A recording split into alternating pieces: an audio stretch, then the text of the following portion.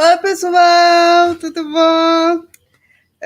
Sejam todos bem-vindos à mesa de encerramento do Relampeio Festival 2022. Eu sei, está todo mundo triste porque está acabando, mas a gente está super feliz com toda essa trajetória. Eu sou Priscila Saatmam, vou mediar a mesa hoje. Eu vou me autodescrever. Eu sou uma mulher branca de 30 anos, tenho cabelos cacheados, curtos na altura do ombro, visto uma camisa branca com a ilustração de um PlayStation, de um joystick de PlayStation. E, enfim, se você chegou agora aqui e ainda não sabe o que é o Relampeio Festival, o Relampeio Festival é um festival internacional literário relâmpago que reúne autorias internacionais da fantasia, ficção científica e horror em debates ao vivo e gratuitos transmitidos no YouTube. Então, inscreva-se no nosso canal, siga nossas redes sociais e apoie o Relampeio para que possamos, né, continuar nos próximos anos. E estamos realizando sorteios nas nossas redes sociais. Então, se você ainda não foi participar, passa nas nossas redes sociais, participa, porque o sorteio vai estar até hoje e o resultado vai sair amanhã. Então, esse ano, estamos na terceira edição do Relampeio. E o Relampeio conta com o apoio da editora Aleph e com a parceria das editoras Nua, Escambau, Bandeirola, Agência Mag, Catarse, Fantástico Guia, Magaf e Eita Magazine. Também estamos com uma parceria especial com o evento Jornada da Literatura Fantástica da Editora Suma, que começou semana passada e vai continuar até o dia 23 de agosto. Já se inscrevam no canal deles e aproveite também para estar nas nossas redes sociais e aproveitar o cupom de desconto da parceria do Relampeio com a Suma. Na transcrição para o chat, eu estou aqui com a Eloise, Zanatto e a Helena Coutinho. Elas estão me ajudando vocês a lerem o que a gente está falando. E no backstage está o Danilo e a Renata. Muito obrigada, galera, pela ajuda de vocês. Enfim, agora eu irei tentar passar para o inglês. Vamos tentar. Hi, everyone.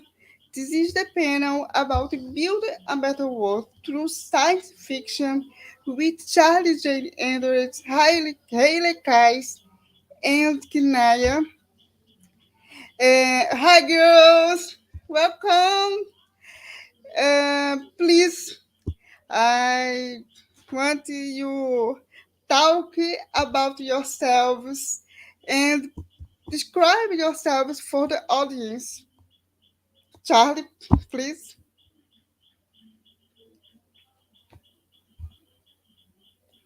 Your microphone is turned off. Hola, boa tarde. Sorry, I am Charlie Jane Anders. I'm a writer of science fiction and fantasy. Right now, I am finishing up a young adult trilogy. The first book is Victories Greater Than Death. I have one book available in Brazil, which is Todos os Pássaros no Fim do Mundo, I think. All the Birds in the Sky. Todos os Pássaros no Céu. I don't know what it's called. It's got different titles in Brazil and Portugal. And I'm also writing some comics, and I love science fiction and fantasy, and I love reading Brazilian science fiction and fantasy. Right now I'm reading the Subversives anthology with Hailey, and I love, there's a lot, I love Ana Rush, who I know is here right now. I love a lot of Brazilian sci-fi and fantasy. There's so much amazing stuff being written right now.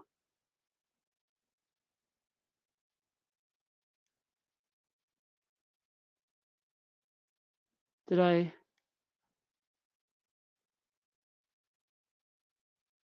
Sorry, am I? Hailey? Okay. you. Hello, everyone. I'm so glad to be part of this panel with Charlie and Kinaya, who I don't know yet, but I'm glad to get to know more. I am a trans woman and a travesti, actually. I'm wearing a gray blouse with some pink lipsticks, a red eyeglasses, green earring, and I have curly hair. I'm also behind me. There's a brownish wardrobe and a desk with several different books and messy stuff. So I write nonfiction for now, but I'm trying to write more fiction with Ana Rush. Ana Rush is my teacher, and she's on the chat too, and she's awesome. And I also deal with research with transfeminism and queer issues, queer theory, and anthropology, and stuff like that. And I'm really thank you for having me. Kinaya? So, hello everyone. It's an honor to be here with you. And I'm Kinaya. I will describe myself first. So, I'm a black woman, short dark hair and curly. I'm wearing a gray t-shirt, and behind me are my bookshelves. So I'm a writer of Afrofuturist science fiction stories. I have 2 published books. One of them is, in Portuguese, Eu Conheço o Zombie, and in English, I Know Zombie. And the other is a short story called, how can I say this in English? See you in the future, or meet you in the future. In Portuguese is Te Encontro no Futuro. So I don't know what to say anymore. I'm so enjoyed to talking with you. I forget one thing. Talk in português now, but I back in English. Bom, eu me esqueci de avisar que se você tem uma pergunta antes, quer fazer uma pergunta, coloca a pergunta, 2 pontos, a pergunta entre colchetes, para a gente colher as suas perguntas e fazer aqui, tá certo? Back in English. I think other panels, the thematics, the other panel, and I think from example, the second panel happened in Relampeio Festival this year. Bruno Sanders says something que explodes my mind. He says fantasy is not about the past, future is not about science fiction is not about the future. And I think the first question is what sets science fiction apart from fantasy when it comes to the introduction of a better world? Fiquem à vontade aí para escolher quem vai falar primeiro. Hailey, você quer começar? As I'm not a writer of fiction, I think that maybe Charlie could go first. So that will be our cue to maybe answer later. Charlie? Your microphone, Charlie. Hi, sorry, I mute myself when I'm not talking, just so in case there's some noise here. First of all, I'm sorry I didn't describe myself like my appearance before. I forgot to do that. I'm a trans woman with pink hair and a black t-shirt that says exceptionally trans, and I have my background blurred, but I'm in my apartment. There's a picture behind me, and you might see my cat walking around because he's always walking around. So, I mean, I think that so when Brandon Sanderson says that fantasy is not about the past and science fiction is not about the future, he's definitely right. I think that, the distinction, the difference between fantasy and science fiction is often super hard to define. They're both marketing terms, they're both just ways of selling books. They don't actually describe what people write or how they write it. I think that in terms of imagining a better world or a better future, I think that I think about the challenges that we're going to be facing, like climate change and late stage capitalism and entrenched hierarchies and white supremacy and things like that. And I think that in a fantasy story, you might be able to use magic to deal with some of those things depending on how the magic works in your world.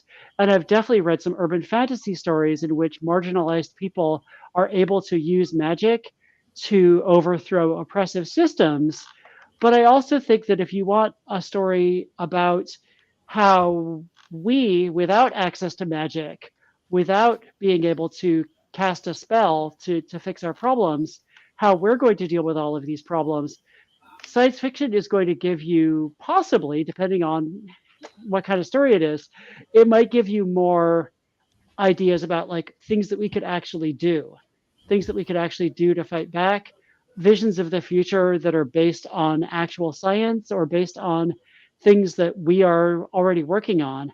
And I would really, really love to hear what Hailey and Kinaya have to say about this too, because I could go on and on, but I would really love to hear everybody else talk about this topic. Thanks, Kinaya. What to say after that? So I agree everything, and I believe it's a great challenge to imagine better worlds in science fiction than fantasy, because it's a genre that's very close to our reality. So, and science fiction reconstruct a world in a kind of way close.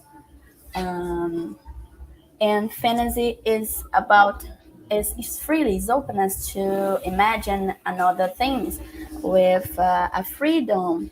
Do you know? But I believe in this closeness. I believe that we can do better words in both, but there are elements that I don't know how to explain that, but I believe that fantasy is more openness to another visions than science fiction because of this um, close to reality. And I think that science fiction brings some problems and expose these more than fantasy because it's more realist. In fantasy we can put some metaphors forms of to um, talk about these problems, these systems that we have in the real life. But both genres are fascinating to creating and imagine new possibilities of life. Thank you, Kinaya. And I have a question of public interested.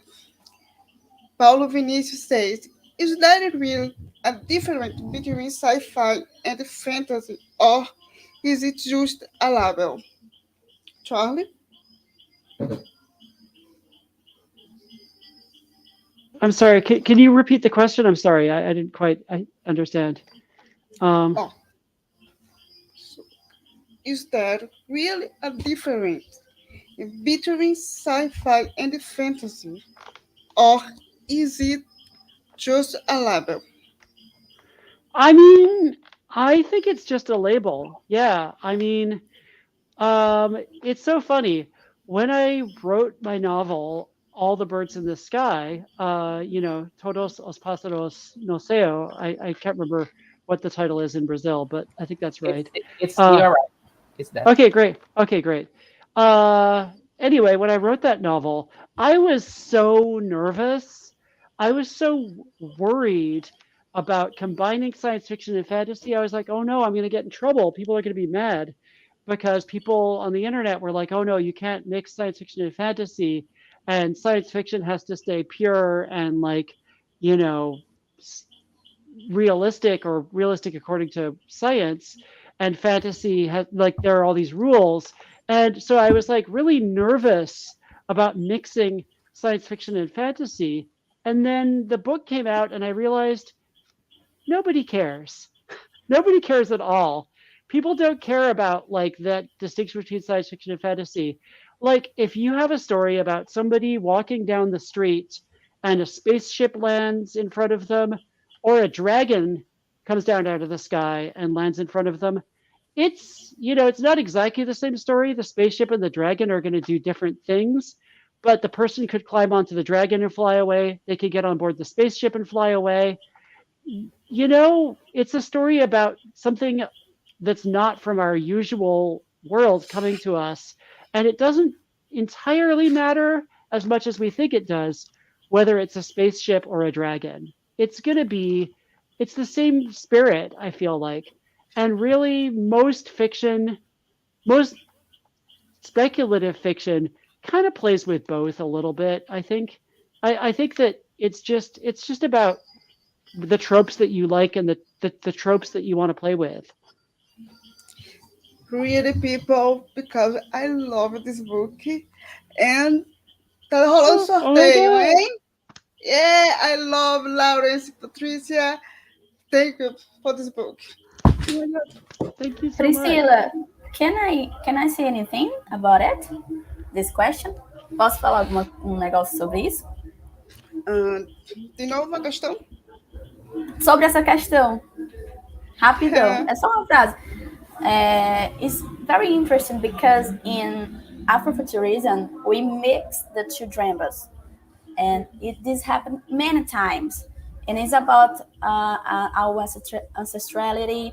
And this is a thing that when I know Afrofuturism movement, I was taught, oh my God, sci-fi and fantasy can be worked together in the same book. And this is so fascinating. Hailey? Talking about a little about the previous question, that I thought about it better, and I think that as Charlie said, there is not much difference between if a spaceship will land in front of you or a dragon, but I think there's difference in what you do with all these things that happens, and how do you work your story in terms of social critique, but in a way that is using science fiction and fantasy or whatever to talk about current events. And I think that Charlie's books do it really well, and and I'm privileged to be the one who did the sensitivity reading for her books. But I think that the current state of affairs that we're living in that we are, again, our generation is facing possible fascist outcomes from the different governments, and it's important to work how a fascist ideology would be installed, how would work in a system that you have like several planets and you have like technology and stuff like that, and a supercomputer that can actually predict a lot of things. That it's a cue for Charlie's Unstoppable trilogy, right? Charlie's Unstoppable trilogy. And I think that what you do with science fiction, you can work it for the good or for the bad. There's no amount of technological advancement would be worth it if the society's mentality is not advancing alongside it. So, for example, I regrettably took a long time to read The Word for Word is Forest from Ursula Le Guin's, and I think it's a good example as well, because you have a really advanced society and that can explore other worlds, and the first thing that they do is like they devastated a land that is full of trees, because tree is a currency. And when Ursula wrote this, it was Vietnam's war, so it really resembles with Vietnam also. So I like this thing about science fiction. You use it as a metaphor to discuss the current state of affairs, like as we are talking about Trumpism and Bolsonarismo in Brazil and fascism and all this stuff, and it's really powerful in my opinion. Thank you, Hailey. About this, we live your inner life in minority. You discover your voice. Not in my life. I am you. I am woman disabled woman, and I am too bisexual, and discover my voice like não sei como se forma em inglês, mas como uma maneira de entender que tipo de mundo melhor eu queria. No way. Do you want me to translate it, or no? Charlie, did you get it? Pode A ser. little bit. Please, can you translate, please? Yeah, thank you. Yeah, it's like, you said como uma forma de... can you repeat? Resistência. The form of resistance. Our identity as a form of resistance, because she's a disabled and bisexual woman. Thank you, Hailey. In next question, when did you realize that you could use your own voices in your works in order to show a sense of a better world? Tirem para o ímpar. Kinaya. Okay, so before I answer this question, I want to say something that I realized when I was studying Black science fiction, that is, science fiction was not created in Europe. Then we have books from the same year of Brave New World by Aldous Huxley that was published in Africa. So we have many other ways to do science fiction, and we have to get this literature and put our voice on it. So, okay, now the question. I grew up reading stories that people like me doesn't exist. I'm a girl from the countryside. I don't know if this is the right term, but I'm a go for the crowd side, and I'm a Black girl, and I like to fantasy, and I like to science fiction from I was a child. And I remember that I rewrite the scenes of the book, put me in the story. I have to create a character, and I want to be in the adventure with the other characters of the book. And I have to always recreate these scenes to feel that I exist in that world, for example. So when I have the opportunity to publish my stories, because I write since I was a child, I put on practice this. I put the other voice. I put my voice, my Black women voices in the science fiction to the world. And I represent people like me. And even though my last book has a dark plot, my stories about love are about love, are about Black love. I like to write about this. I like to write about people that overcome the unoppressive system. I don't have a villain in person. My villains in the story are the system, because the system is oppressive here in Brazil, and I know that is in another countries too. But I think that is it. When I have the opportunity to publish my books, I saw, okay, I don't want to publish the same stories I read when I was a child. I want stories like me. I want people like me in this book. And I want that people like me that don't have the opportunity that I have to read stories when I was a child, I want that people read, that people grow up with representation. And this. Charlie? Yeah. So I mentioned before I'm a trans woman, and I've been writing trans fiction for over 20 years now.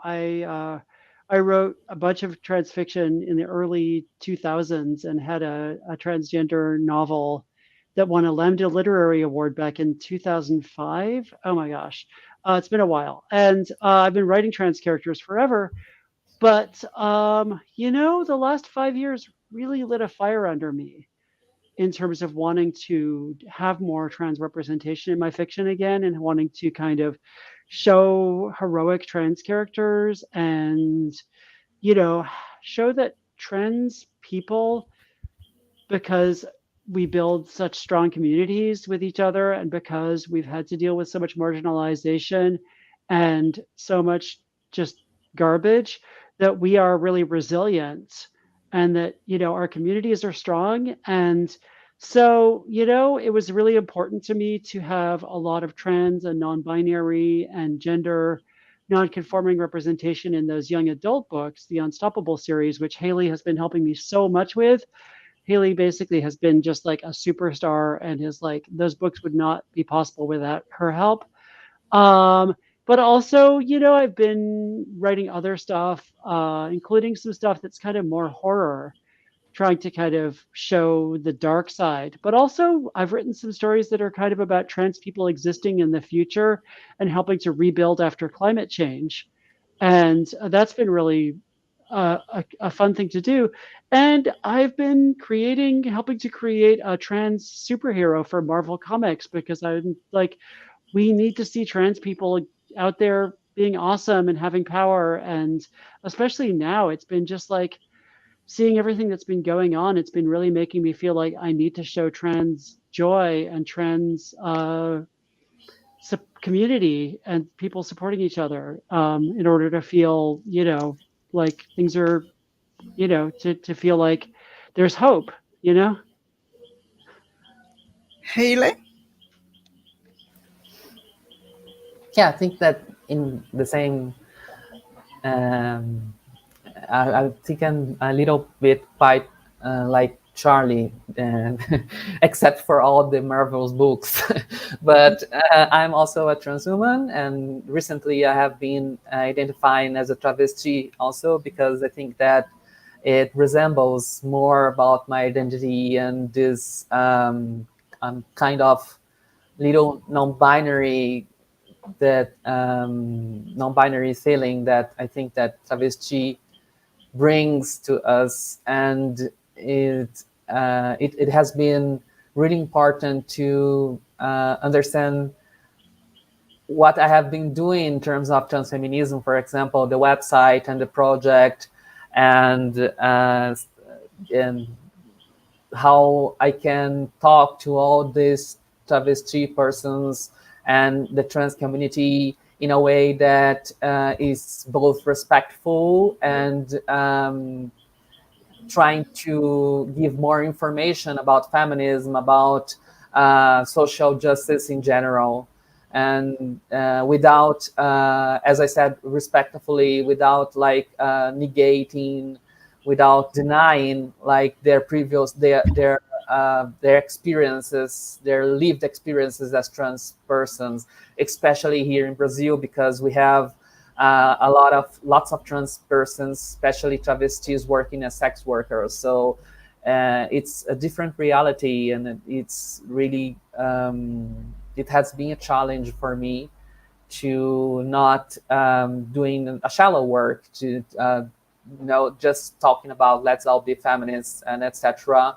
without actually understanding these contexts that people live, and they have to I can say, like, I can talk about hypersexualization of trans people without understanding that some of these trans people, we have to hypersexualize their bodies in order to work, because they need to put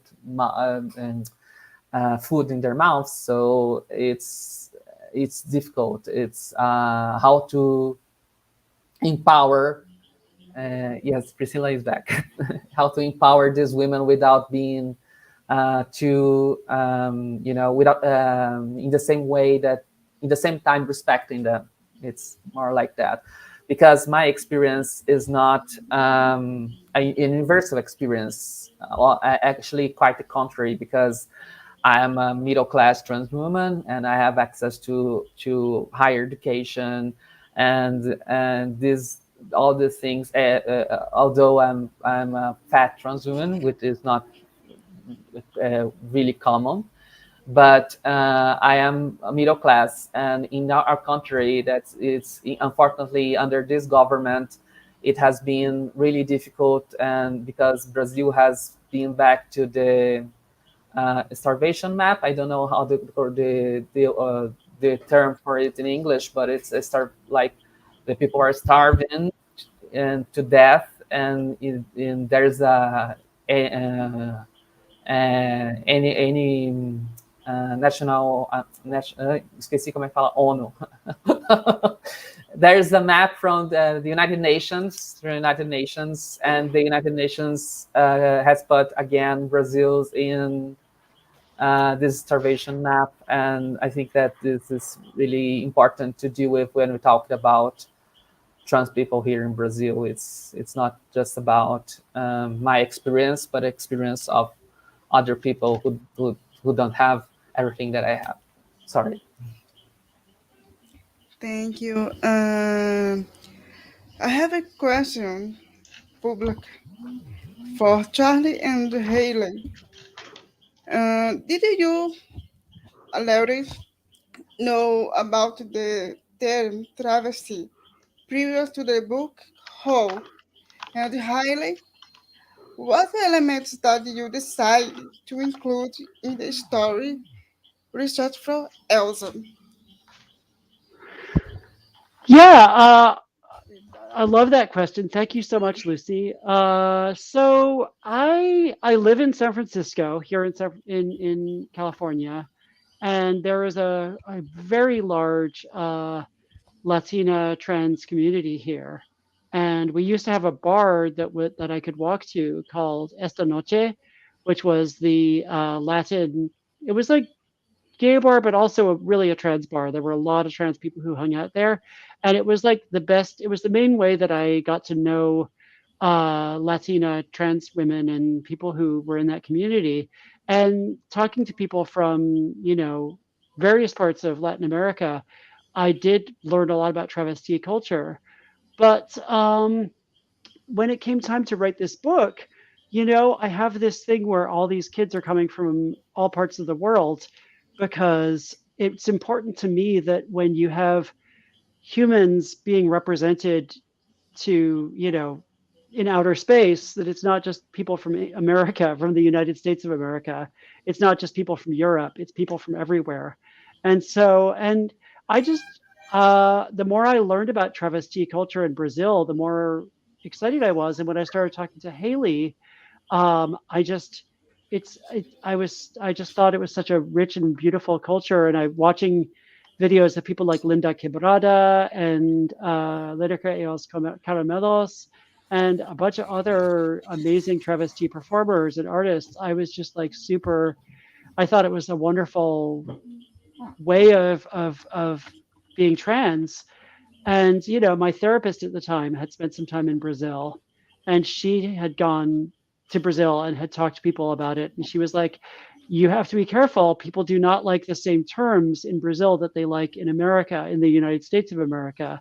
You can't use the same words that you would use for a trans person in the United States. It's a different feeling." And so, honestly, talking to Hailey was, I read a ton of books and articles and watched documentaries and videos, but talking to Hailey was like the main way that I learned a lot about this. And it was, so I'd love to hear more from Hailey about this. Hailey? Well, thank you so much. Well, I did research a lot of Bajubá actually, because even though I know how to most of the words, there's a lot of words and expressions that I didn't know before actually, and I have to research Bajubá and a bit of Candomblé actually. Even though I refer to someone who is specialist in Candomblé when Charlie asked for it, I have to learn a little about the because I'm an atheist, so I don't actually know about this part. I know that a lot of trans people and queer people in general in Brazil can relate a lot with Candomblé, because Candomblé being an Afro diaspora religion and African diaspora religion has this openness to diversity. But I wasn't I was never drawn to Candomblé or to any religion at all actually, even though I was forced to to go to the church, etc., as a child. But I studied in Adventist school. I don't know if it's the same term in English, but anyway. So I have to research a little about Candomblé to have a notion about what was happening, and a little bit about Bajubá, and it's really interesting how queer people and trans people, travestis especially, creates a whole way of talking and relating to each other, and they need to do that sometimes because they need to be more. They don't want other people to know what they're talking about. So especially the police, for example. So they use this as a tactic for for preventing others to know what they're talking about, and so it's kind of a code language. It's kind of talking in code. So I think this is really interesting, but and I think that it has a really strong roots on the dictatorship that we had in Brazil from 1964 to 84, and where soon after the dictatorship, and we have this this oppressive mentality, this torture, and then this police that we allow it, that society, Brazilian society allows it to torture and to kill civil people, especially queer people and Black people. And this is directly related to the roots of the dictatorship that we had. And I know that a lot of travestis had to deal with that and have to be, not visible at that time. They have to find ways to talk to each other without being too, So they would call Aliban, which is police in Bajubá, and they would use these terms to different things. Aliban chegando, that the Aliban is coming. So, and everyone would, because prostitution would also be deemed illegal, even though it's not illegal in Brazil, but but it's treated as if it's illegal. So anyway. Thank you, Yeah, Hailey. I just wanted to say one more thing, which is that I I'm just so grateful to Hailey. Hailey's been an amazing, just a wonderful help and a huge resource. And from the beginning, for like 3 or 4 years, we've been working really closely together. And I've been so grateful to get to know you, Hailey. And I really think that when someone from another culture decides to write about a culture, they have to start early with the research and with working closely with somebody who's from that culture, and provide support to that person in exchange for their help. And I think that, you have to be careful. Like, I was very careful to, this is a story about people from Earth going into space. It doesn't actually take place in Brazil. So I wanted to be careful not to tell a story that wasn't mine to tell, that wasn't like a story about living in Brazil and, dealing with travesti life in Brazil, because I don't think I'm the right person to tell that story. I think somebody else would be better able to tell that story. I just wanted to make sure I got this character right and had her out in space meeting aliens and having adventures, because I wanted to represent the diversity of life on Earth. But I think it's a huge responsibility when you take something like that on, and you have to be careful, and you have to understand your level of privilege coming to this, and not be arrogant and think that you can just do whatever you want, And I think, honestly, Hailey has saved my life so many times. It's been just such a joy. Anyway, sorry, I'm going to stop now. Please don't stop. You're so cute. This friendship. I'm blushing. Kinaya, you from specific place in Brazil, Nordeste e Northwest, Northeast, né? And how you insert your culture in your writings? So this is a thing that I like too much to talk, but I will be fast to talk anymore with the ghosts. And when I publish Eu Conheço os Homens, my last story, some people with another places in Brazil come to my Instagram and say, "Oh, can you tell me what means this word, please?" Because I know that every place have their own way to talk, but in Ceará, that is the state where I live, we have a way to talk to, and we like to eat some words, and we like to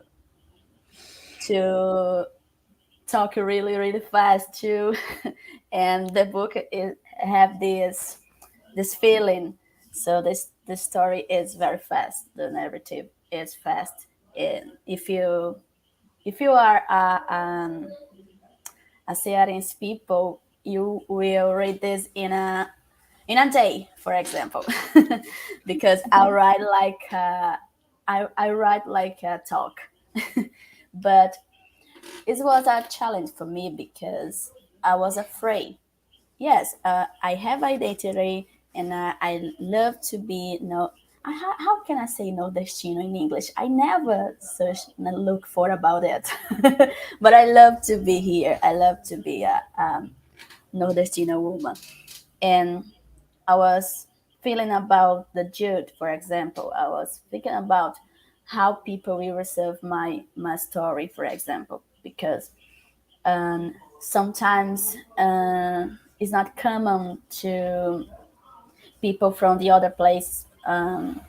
Nothing against people who are the South, but there are kind of people that don't like to read something that take out of your comfort zone, for example, and you have to put on the Google some words to understand. But every time I have to put on the words to put on Google some words to understand the books to another place, and they can do the same thing with my books too. So introduce my culture in my stories, introduce my people in the future, is to show our culture, is to think about us in the future. So I'll write Afrofuturism and Sertão Punk, that is another movement from Northwest, and we talk about and we write about our people in the future. We break some stereotypes because here in my region we have a lot of stereotypes and like cinema and other books that have that was published in past, just how can I say, put this in evidence, our stereotypes, and me and other authors have to break this and show that we are not just this. We are not just how can I say matuto, a person that don't know anything. We are not like this. We know things. We are smart. We are beautiful too, and this introduce the culture in the words in the books are my way to write. Is the way that I want to go. Thank you, Kinaya. With the charming literature of Brazil. I am from Pernambuco, então I understand you, Kinaya. Next question. Is it challenge to write from individual perspective about the collective and your reference for your writing? Charlie? Yeah, I mean, obviously, whenever you write a book, unless you're like collaborating with a group of people, it's going to be one individual voice, and you're not going to be able to. You're only able to be inside your own head, and that's part of why I always try to show my work to lots of people and get beta readers and sensitivity readers like Hailey, and why I try to involve other people in the process as early as I can.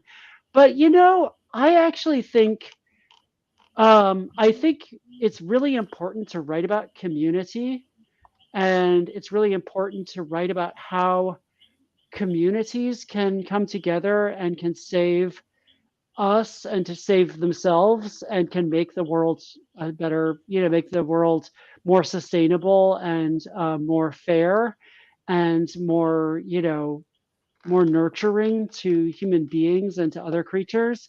And so I think that, you can write about one person's experience of being inside a community. And that's something that I've done a bunch of times. You can also kind of jump around and write about different people within the community and their different perspectives. And that's still kind of weirdly, it's an individual perspective, but you can jump from person to person and kind of be like, well, this person feels this way and this person feels that way. Um, I think that especially now, I mean, here in the United States, we have a disease called individualism. And individualism isn't always bad. Individualism is what allows me to say, I am a trans woman, you have to respect my identity. And individualism allows me to kind of make choices that maybe other people might not agree with.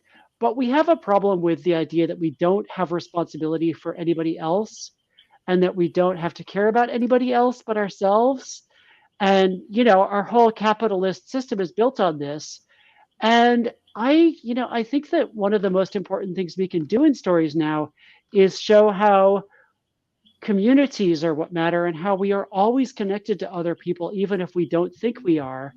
There's a quote that I think about a lot. I'm sorry, I promise I'm going to stop talking in a second. There's a quote that I think about a lot from Bayard Rustin, who was a queer civil rights leader in the 1950s and 1960s. And he said, we are all one. And if we don't know it, we will find out the hard way. And I think about that a lot because I feel like what we keep doing is finding out the hard way. Kinaya? This question of writing about the collective is interesting because for a long time I did it just from my perspective. But when I got to know Afrofuturism, I started to write with another authors, and this was so important to me because we created something like network and friendship too. And this is awesome because we have to um, reading and talking about our stories, and this is so fantastic because I can see another perspectives from other places and from another kind of people. Because when I was um, writing Eu Conheço os Homens, my husband helped me a lot because he is a black man and I'm not a black man. I don't know how a black man feel. So they study it. They study male, black male, and it's so important to be in touch, to talking with another person, with someone that you are writing about. No, I just sabe, no, is my talk addictive. So, and writing about a collective is something that I was searching here in Ceará because we have a culture to talk, like orality. Oh, orality não, oralidade. Estou confundindo as línguas aqui já. And talk. Talk is a many way to tell stories, and we meet in some place, and the grandfathers, the grandmothers tell the stories, the old stories, and all the community knows about the same stories, and this create identity. This creates some things that um, is something so close to us. It's my place, it's my stories. My grandpas know that. My kids will listen about it, and I try to get all the elements from my culture and put on the books because sometimes I think I have to write is my book, is my story, but I don't have to write this alone. And this is important to me, being in touch every time with other authors. Hailey? I think that, as I said before, it's when I try to think about transfeminism and everything that involves my works, I try to think about different perspectives of different people. But of course, that in a way, I'm trying to vent in my own, my own issues. Sometimes I'm talking about being rejected as a trans woman from cis men, for example, and I'm currently studying social reproduction theory, and this is something that resounded on me because of my past broken relationship, and I started to study, and I thought about how a lot of trans women experiences this a lot, but it was from a specific experience that I had that I started to study that, and this is a part of Marxist thought that thinks about so the social life is reproduced within capitalism. So what is the role of women and men and the workers and the gender divided work and the work divided by gender? I think it's bad. And how reproduction in terms of biology or in terms of economics happens. So because of this particular experience that I had, I started to study by that. I studied that theme, and but I know that lots of trans women passes through this kind of experiences with cis men. So there's a say that we say here, but I think that it's kind of will be universal, and Charlie will understand, because we usually say that if we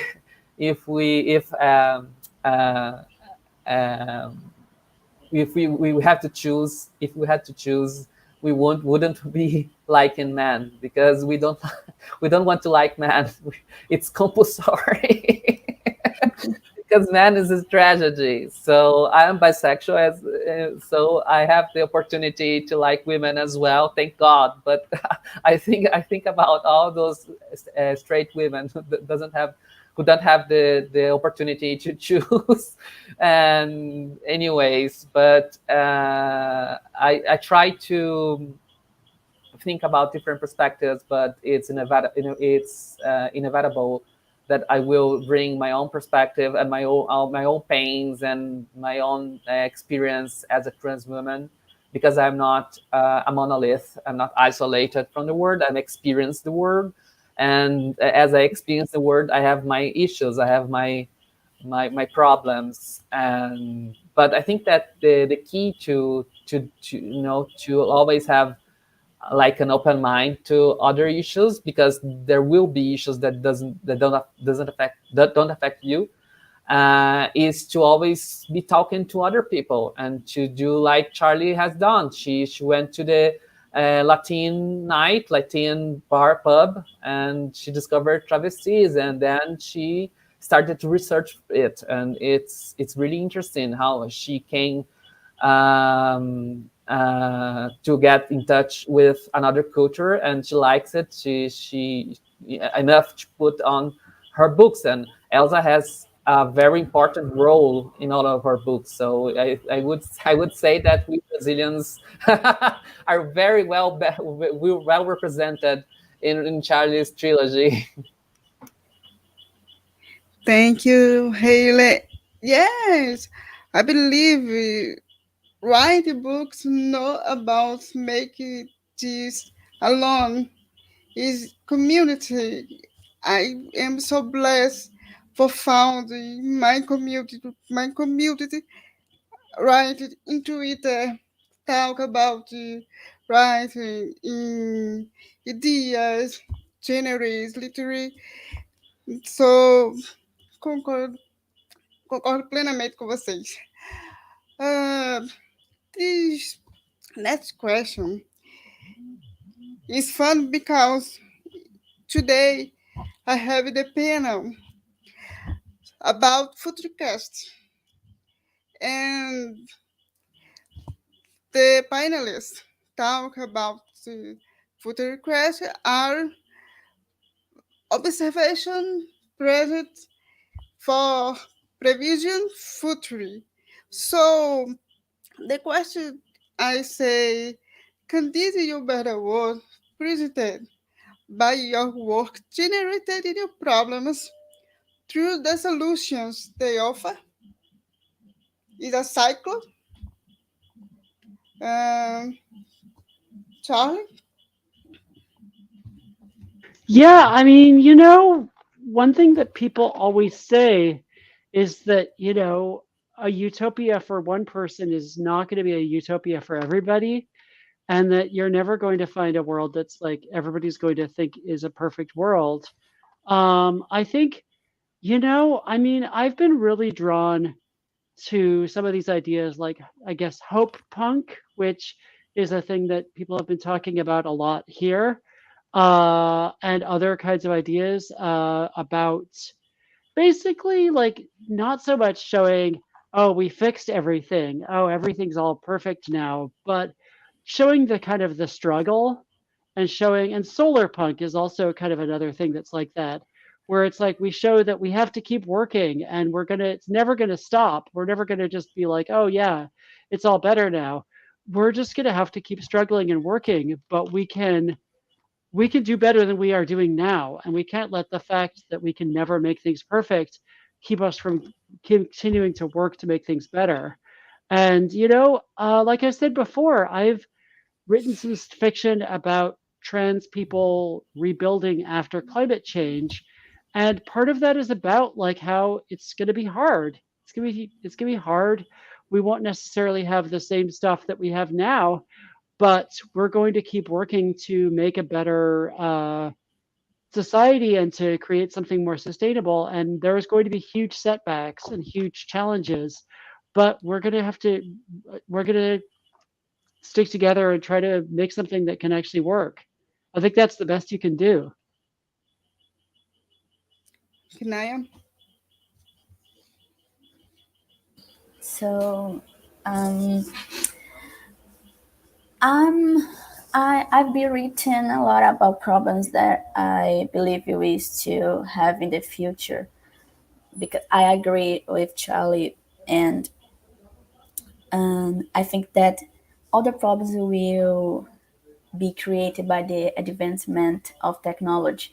I think about that, and I write so much about technology and our bodies, and I think that can be a problem or solving problems that we have today. But if I can, all my characters, including I, will live forever without problems. So if I can, I don't work with happy endings, but I work with open ends. And I imagine that all my characters will find a peace, a life of peace, because our centuries of suffering to my people. And we have to be in peace one day. But in it's I believe that it's a circle. We solve problems, and another problems will be created because we are different. It's hard to be in community sometimes, because there are people that are different than us, and there are people that understand and do not accept what we are, and this cause this creates some problems, new problems in whatever society that we have. But I try to not thinking about some problems in the future, because I need to find some lovely place to my people, to people who live in the outside. I need to find us a most sustainable world, because we here in Ceará we have a lot of problems about climate, and it's about that. I don't know if I answer right, but I think that problems will always be arise. And this is sadly, but I think it's it, and I don't want this anymore. Thank you, Hailey. I think that there will always be problems because we live in society, and it ought to have problems. But I think that what would change, I think, in a better world, in a non-capitalist world at least, it's the way we deal with it. And I think that what we do is we deal poorly with our problems nowadays, or we don't deal with that at all, and this is because profit is always over life, and whenever profit is over life, that we tend to try to people tend to turn a blind eye to lots of issues, climate change, for example. That I think that lots of people who say they don't believe in climate change, actually maybe they believe it, but they actually don't care, because it's not their generation that will be affected by it, and as long as they can profit, they will be okay with that, I think. But I would say in ideal society, but I would say in a socialist society, because that's what I believe in. the way we deal with problems will be in a different level, because we want our economy will not be diverted to profits. We won't have to force people to work for profits. We will be working because we want to work. We will be working because it makes sense to do that job, to do that work, and to live in society. And I think it's difficult to envision something like that, because even though we had experience in the Soviet Union, it was not enough, in my opinion, to create a vision of what would be this word. I think that talking about Le Guin again, the dispossessed, I think is the title in English, dispossessed, is a great book that talks about this society that is a non-capitalist society, and how they would deal with problems. But I think that's the main issue. We will be dealing with problems without the burden of this system that lives for profit and not for lives, that destroy lives because of profit. And that dehumanizes people and humanizes money, because that's a quote from Marx, that capitalism dehumanizes people and humanizes money, humanize the currency, the profit. Thank you. How writing better world inspiring people, other people living in better world? Kinaya?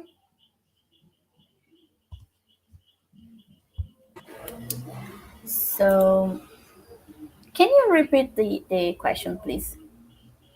Is the beginning? Just the beginning. How?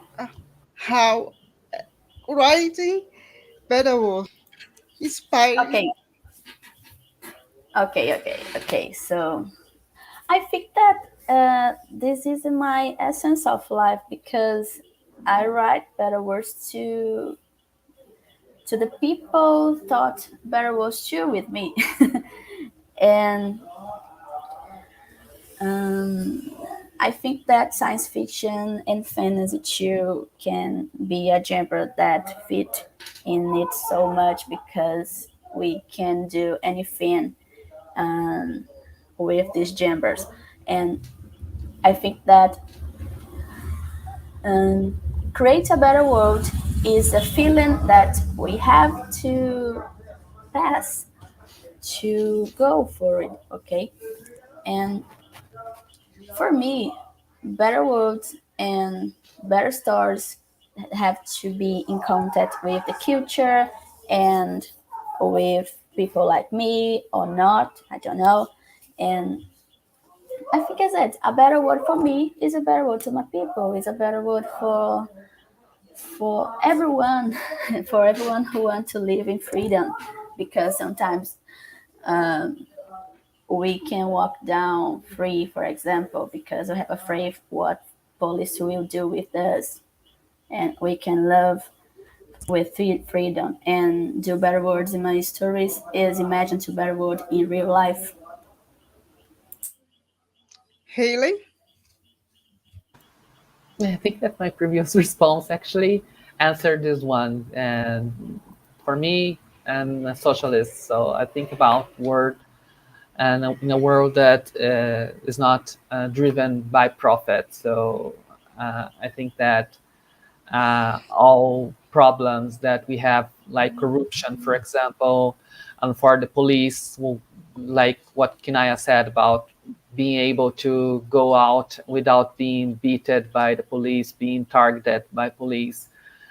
And for example, the police exists to actually protect the private property from the capitalist class. So in a world that we don't have this kind of issue, we don't have to work for profit, and profit doesn't exist, so would police, or these police, at least this kind of police wouldn't be an issue, even though in capitalism we have different types of states violence, like the way that Europe deals with police is different. The way Brazil deals with police and United States deals with police, and it doesn't have to. It doesn't. I think that it's not related to first world or being an ex-colony, although we have this past of a dictatorship. But United States, for example, and of course I'm talking, but Charlie can talk better than me. But you have a really racist police, and this police beats and kills other civilians, as well as Brazilian, even though Brazilian police is more lethal, I guess. But it's considered the first world, like the first, the more, the first economy in the world, like. So, and you have this kind of police, this kind of racism, this kind of discrimination.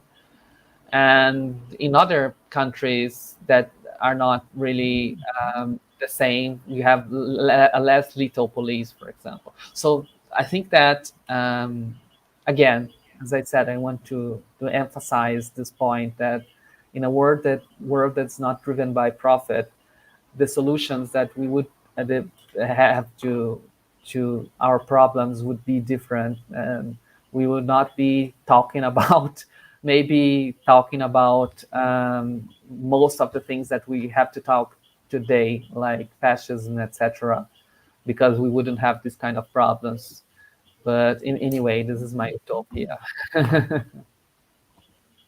Thank you, Charlie. Yeah, I mean, I don't have too much to add to what everybody's already said. It's just been really inspiring to listen to everybody, to Kinaya and Hailey. I really think that imagination is an important form of resistance. And I think that I wrote this book that came out last year called Never Say You Can't Survive. And I talk in it about the idea that imagination is a way of resisting domination. Imagination is a way of resisting oppression. And that if you can imagine how things would be different, even if the way that you're imagining things being different is not realistic, even if it's like there's fairies and unicorns and, rainbows and magic, whatever's, just imagining a different world from the one that we're living in, just kind of saying that this is not the way things have to be, this is the way we've chosen to make things, is so powerful. And there's a reason why right now in the United States, there's so many people are trying to ban books and get rid of books and prevent people from having access to books, especially books about queer people and books about Black history, because they don't want people to imagine anything different. They don't want people to have access to different perspectives because they know that that will make it harder for them to say, this is the only way. The way that we want things to be is the natural way. It's the way things have to be. I think that stories are really powerful, and you know that because they're spending so much time and energy trying to get rid of them right now, at least in the United States. Thank you. How you use technology in your text for show a better world? Hailey? Sorry, can you repeat again? How you use technology for show a better world? I guess that I'm repeating myself, but anyway, we use technology in order to. I think that if technology is used not to extract more profit from workers, but instead to help really facilitate our lives. If we have like vacuum robots for doing house chores, for example, and and if we can solve most of our problems with technology and advance our life, like, because capitalism has a lot of advancements too. I would not deny that machines have a great importance in like expanding the forces of production, that how we can, like today in Japan, can eat like Brazilian's banana. It's a way that you can produce a lot of bananas, and we can ship these bananas to Japan or to other parts of the world in a really quick way. So we have technology for this, and we have trends and airplanes and different types of transportations that we use to do this job, and we have everything today is computerized somehow. And so I think these are advancements. The way the very fact that we are here talking to each other in different places, and that people can hear us, and we are broadcasting this panel, and we are talking about what I think is relevant things about society. It's an important use of technology to advancement, to spread our ideas. But of course, that all this technology can be used to do bad. And actually, in this way, I think that was, I don't remember if it was Marx or Lenin that was once, I think it was Marx, that was once in England in the revolution, the Industrial Revolution phase.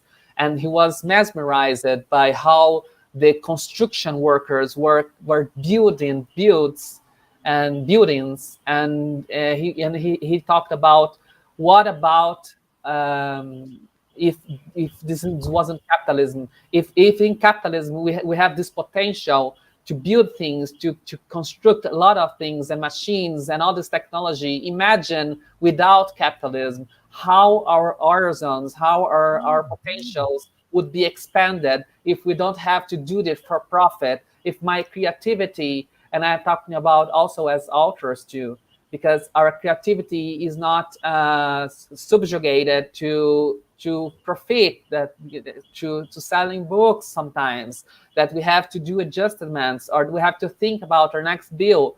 If we could be creative, like whatever, and whenever we would like to be, without having to worry about money. So this is something that I think a lot, how our technology would advance. I think that is Star Trek that also has a good example of, because they resolved like scarcity, and like because they solved the scarcity, they can be on space, because and this is really I think that's really well put, when you have the opposite of the class, that the race that is kind of the Ferengi, that they're the class that are capitalism in Star Trek, and how they are primitive.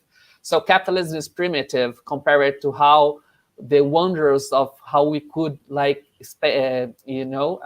travel through space, and we don't have to think about poverty, and we don't have to think about starvation, because we solve scarcity, and we can only solve scarcity overthrowing capitalism. So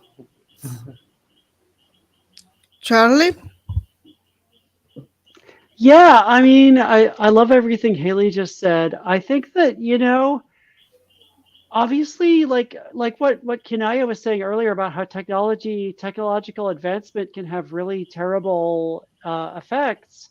We've seen that over and over again, especially when the development of technology is driven by, pure profit, and we don't think about like the cost to society of a new technology. We just think about like the cost in terms of dollars and cents.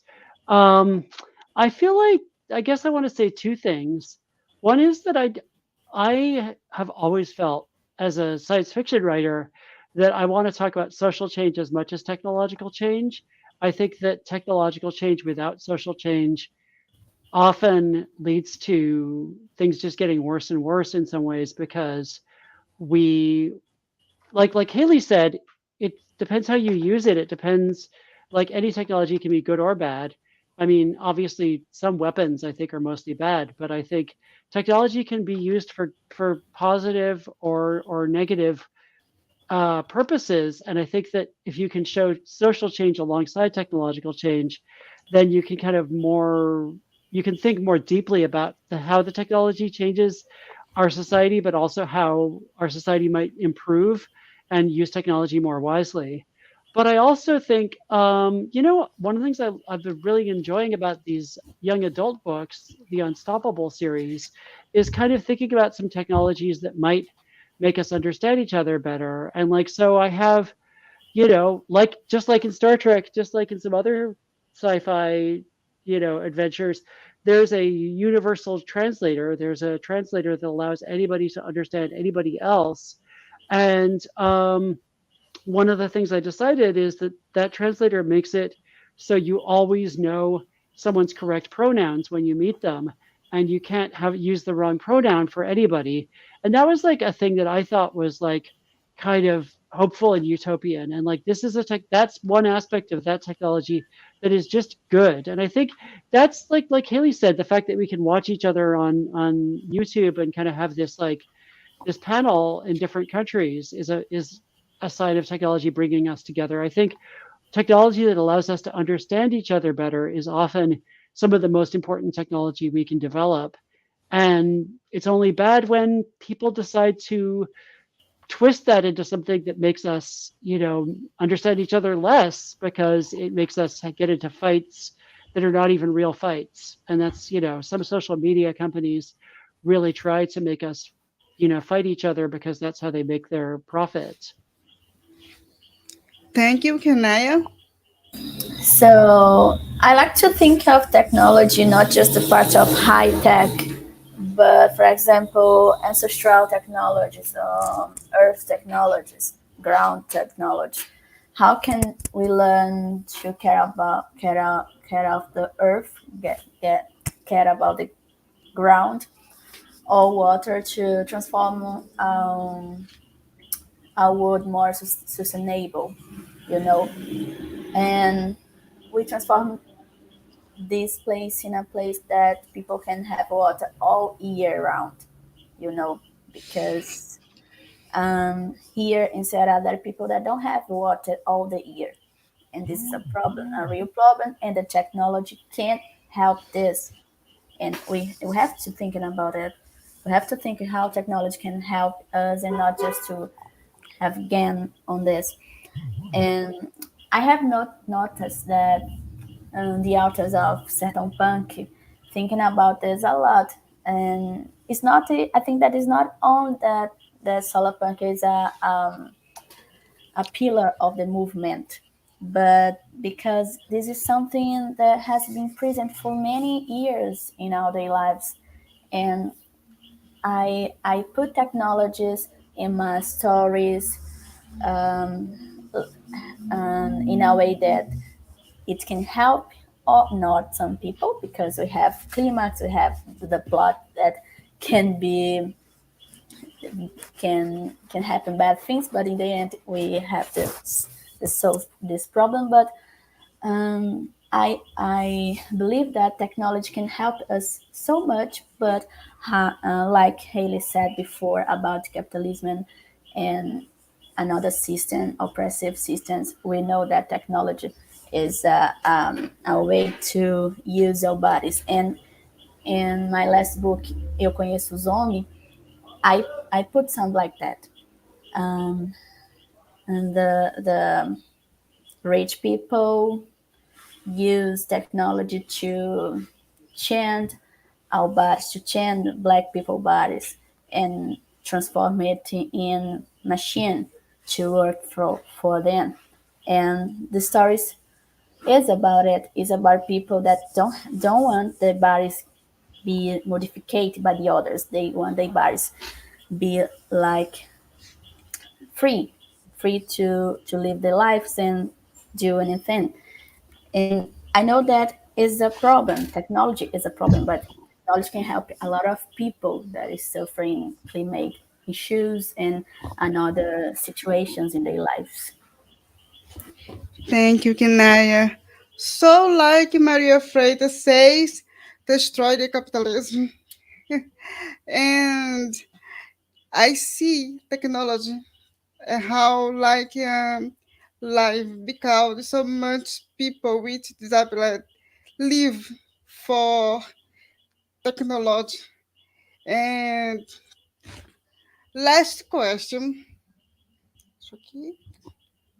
for Charles. The public Lucy Castro quest. Charlie, why is it always your intention to build solar hopeful stories?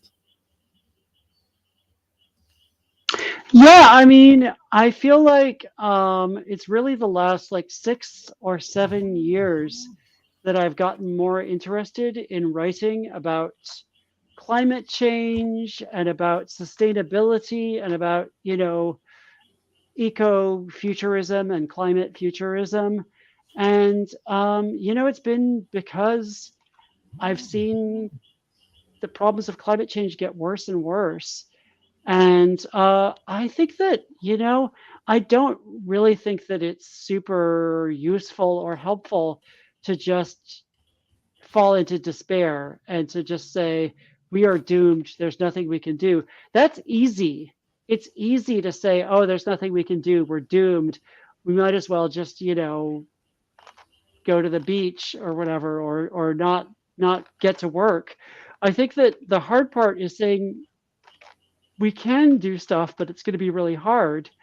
And so, I try to, in a lot of my fiction, I try to think about ways that we can be more constructive, and a lot of that does come back to not just better sustainable technologies, but better ways of living and better ways of having communities that are more, humane. So I think I'd love to hear what Kinaya and Hailey have to say about this as well.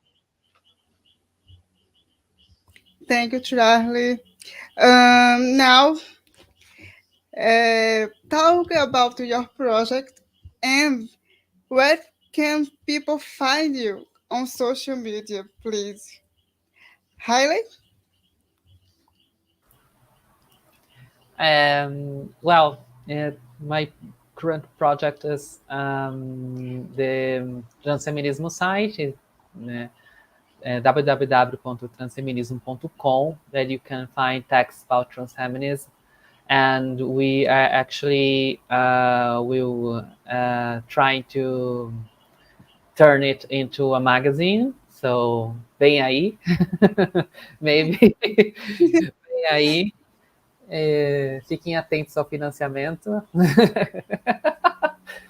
So it would be a crowdfunding for this magazine, but I can't say much more about it without spoiling too much. But anyway, and you can find me on social networks and transqueer at transqueerfem in Twitter, and Hailey _Kaas in Instagram. I think that I have a Facebook, but Facebook is dead. Facebook is kind of dead, but I use it Facebook as well. And just to talk a little about Charlie's last question about building hopeful stories. I think that it's especially important for the community because we see lots of. There is a trend. I don't know if it is still a trend, but I think that there's a trend of queer story being sorrowful, being full of. I remember that at some time in book 2 of the Unstoppable trilogy, it's promises greater than heartbreak. Is that correct? The name of the book? I forgot. Dreams bigger than heartbreak. Okay, sorry. It's confusing. I get confused too. Yeah, because the first one you changed the title as well. When I read it was one title, and then you published was another title. Sorry. Well, I remember that I don't know if Charlie will remember, but Elsa was like I think that I can say because it's already out, right? The second book is already out, so I can say like, it's not revealing stuff that I shouldn't. But anyway, I think that Elsa was really under a lot of pressure, and I said, I think that Elsa is suffering too much on this book. Maybe you should remember that. I said that she was suffering too much, and think that we really want she has too much suffering in this book. And sometimes I think that this is of course, my opinion, but sometimes I think that we as queer people, especially as trans people, we need to have inspiring stories and overcoming stories, and stories that of course that we're not be hypocrites and say that trans people doesn't suffer, because we need to, but I think that you have to level this amount of suffering, the amount of stuff that we put it, and because otherwise I think that life cannot be all sorrowfulness. Life cannot be only sadness, only tragedy. We have to have inspiring stories, because we have to inspire people, because there's a great level of suicide among trans people. We cannot deny that. We have to talk about that too. So I think that this is important, and these kinds of stories that inspires other people, other trans people, to be what they want to be, and that's especially on Charlie's stories, that you have you have setbacks, you have people who doesn't understand you, you have all this, but you also have friends who supported you, who screw up, but who supported you, and then say, I'm sorry, and but we are together, and ultimately they support each other, they love each other, and you have a community of people. And I think that this is important for trans people, especially as it's a YA book, so it's important for teenagers, really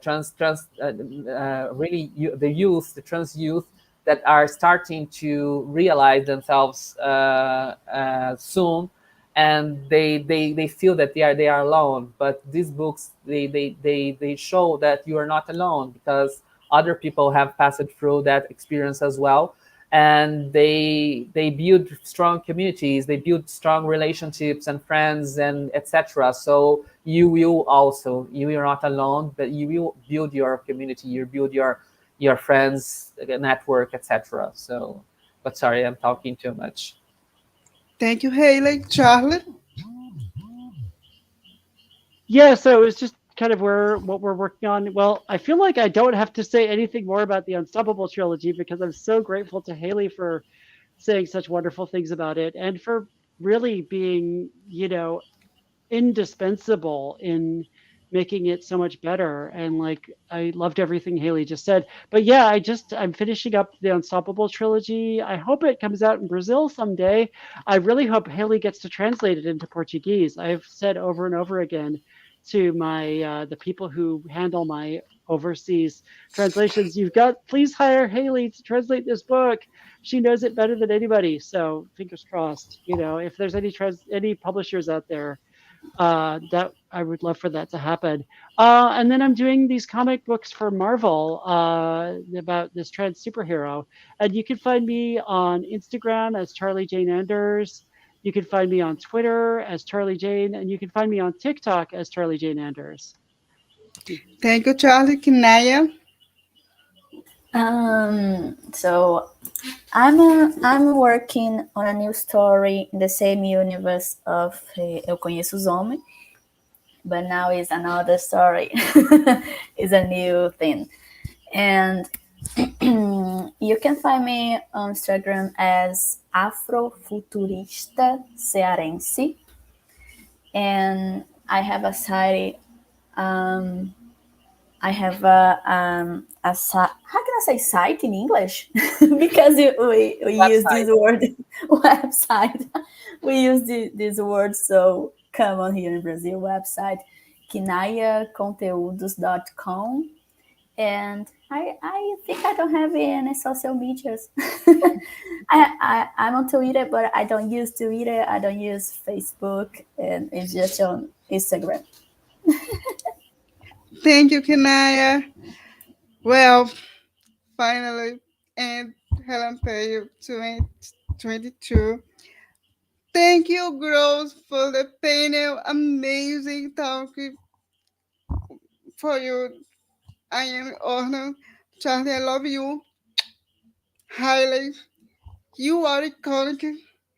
And I so proud for me, Kinaya, have a Northwest woman with me here in this panel. Thank you for your time, your patience. For my English not good, but I am making my better. I go to Taco Português now. Galera, muito obrigada por mais Relampeio. Eu fico muito feliz de estar aqui com vocês.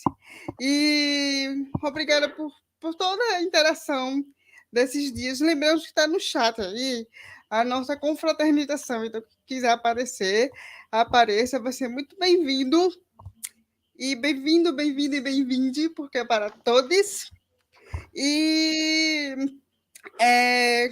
sigam nossas redes sociais, participem dos sorteios, se inscrevam no canal, and we see you next year for Relampeio 2023. Bye! Bye! E, Bye, gente, bye, essa é a everyone. equipe. Bye! Essa é a equipe que esteve conosco no fim do Relampeio. Helena, obrigada. Renata, Débora, Eloise. Vocês foram incríveis. Danilo, né? Não podemos esquecer do homem bendito e A cota. das mulheres. Então, obrigada, gente. Até a próxima. Né? Ano passado eu abri com Relampeio, esse ano eu fechei. Olha, quem Olha, sabe, ano que vem eu pego uma mesa hispânica para pedir música do Fantástico. Ah. Thank you. Bye. thank you. Bye bye.